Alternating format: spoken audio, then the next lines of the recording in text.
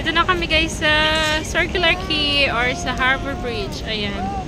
Let's go! It's the Harbor Bridge!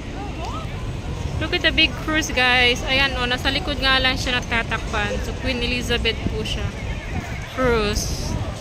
Ang sarap sana sumakay sa cruise. Kaya napaka-expensive. Expensive.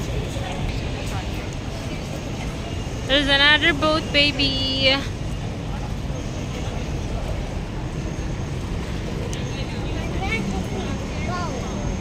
Yes, boat. Ayan, sa yung mga ganyang boat, mura lang pag sumakay ka dyan. Nasa $5 lang, I think. Ferry boat. Ganda.